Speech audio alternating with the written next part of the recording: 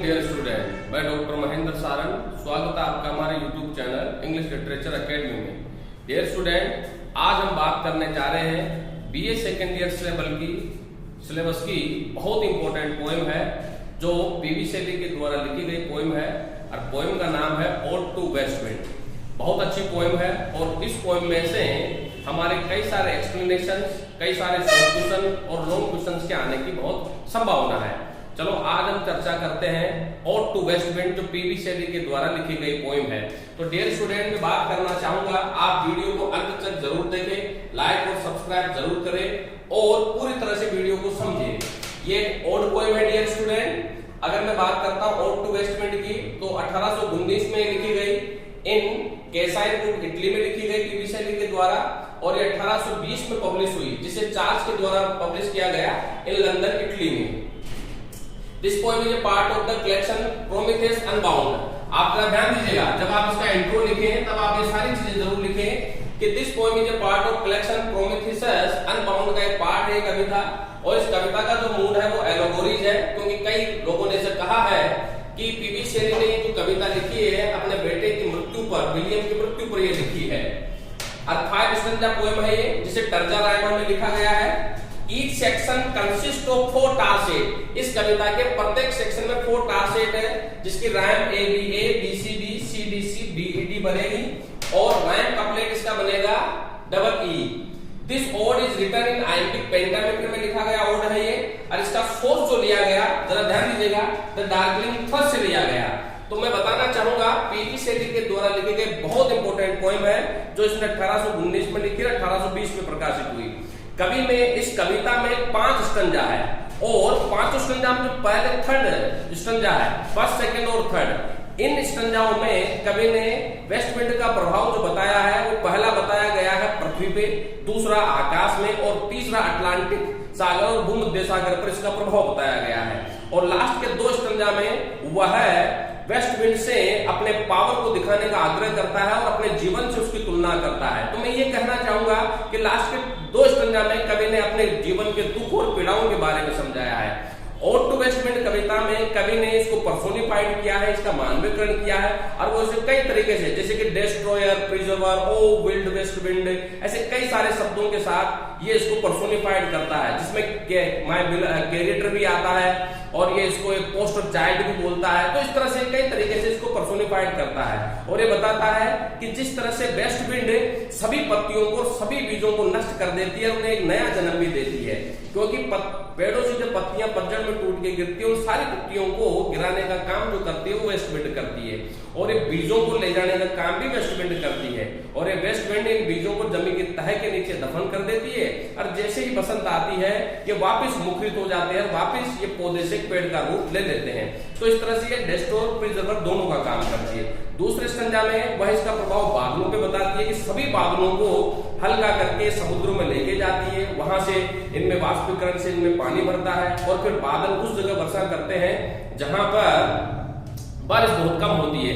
तो एक तरह से पृथ्वी पे नया जीवन भी देती है। और दूसरा, भूमध्य सागर और अटलांटिक सागर में कोलाहल मचा देने का काम वेस्ट विंड करती है, इसे 2 भागों में बांटने का काम भी वेस्ट विंड करती है। फिर वह तीसरे स्टंजा, चौथे स्टंजा में वो बताता है कि वो अपने चाइल्डहुड एज में वेस्ट विंड जितना ही ताकतवर था कि वह वेस्ट विंड से लोहा लेना चाहता है। और 5वें स्टंजा में वो वेस्ट विंड से प्रार्थना करता है कि वह मदद करे उसकी इंग्लैंड में फैले हुए भ्रष्टाचार, पापाचार को मिटाने में, ताकि वो इंग्लैंड के लोगों को कि अपने देशभक्ति के बारे में बता सके। तो कवि यहाँ पर अपने आप को ट्रू पेट्रियोटिक पोइट भी अपने आप को कहलाता है। वो कहता है कि मैं चाहता हूं कि वेस्ट विंड मेरी मदद करे इंग्लैंड के लोगों को जगाने की, मेरी सोच को इंग्लैंड के लोगों के बीच ले जाने की। तो इस तरह से 5 स्टंजा में लिखी गई कविता है और जैसा कि मैंने बताया ये आइम्पिक पेंटामेटर में लिखी गई कविता है, बहुत अच्छी कविता है और इस कविता के माध्यम से पीवी शैली ने अपने दुखों के बारे में हमें समझाया है। तो ओड टू वेस्ट विंड कविता एक ओड पोएम है जिसने 5 स्टंजा में कविता लिखी गई है और हर एक स्टंजा एक सोनेट फॉर्म की तरह लिखा गया है, जिसमें पहले 3 स्टंजा में वो इसका प्रभाव पृथ्वी पर, आकाश पे और समुद्रों में बताता है। तो कवि वेस्ट विंड के माध्यम से ये समझाना चाह रहा है कि वेस्ट विंड सबसे ताकतवर है और ये हर चीज को बदलने में सहायक है। तो कवि भी खुद as a true patriot person he wanted to change the whole atmosphere of England because in that time the England was greatly facing corruption and political disdain, वह अत्यधिक भ्रष्टाचार को राजनीतिक अव्यवस्थाओं से परेशान था और पीबी शैली चाहता था वहां पर कुछ नया परिवर्तन लाने के लिए।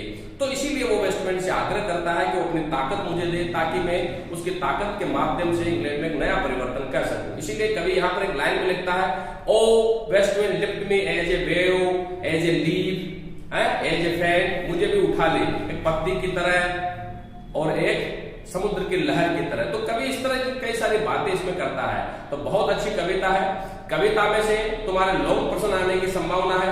कवि कह सकता है कि define ode to west wind is an old poem, या write a critical appreciation about the west wind. तो जैसा कि मैंने कहा है, आप इसके पॉइंट आउट कीजिए, राइटर का इंट्रोडक्शन, पोइम का इंट्रोडक्शन, थीम, प्लॉट और समरी को देते हुए ये ओल्ड पोइम कैसे है और किन किन चीजों पर इसका प्रभाव बताया है, तो इसके influence of the west wind ये पॉइंट भी आप लिखें।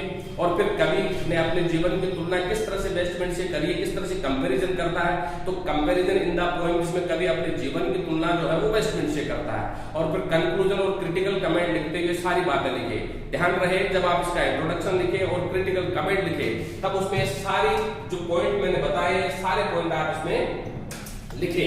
और मैं एक बात और नोट करवाना चाहूंगा कि इसका जो लास्ट का स्टंजा है, फोर्थ और फिफ्थ स्टंजा, एक्सप्लेनेशन के लिए बहुत महत्वपूर्ण है। और कौन सी लाइन की एक्सप्लेनेशन आ सकती है मैं अगले वीडियो में आपको ये जरूर बताऊंगा। तो हमारे वीडियो के साथ लगातार बने रहे।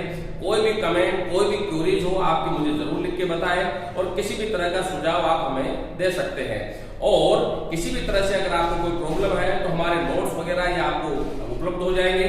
आप गौशाला या टॉप फटक हमारी कोचिंग के वहां संपर्क कर सकते हैं। मेरे मोबाइल नंबर है 9928669902। इन पे आप संपर्क करके मेरे से आप कोई भी इंक्वायरी के बारे में पूछ सकते हैं। कोई भी नोट संबंधी जानकारी लेना चाहे वो भी आपको मिल जाएंगे। तो आप वीडियो को लाइक और सब्सक्राइब जरूर करें, और इंग्लिश लिटरेचर से किसी भी तरह की समस्या के लिए आप हमें जरूर अवगत कराएं। Thank you very much dear student, बहुत बहुत धन्यवाद।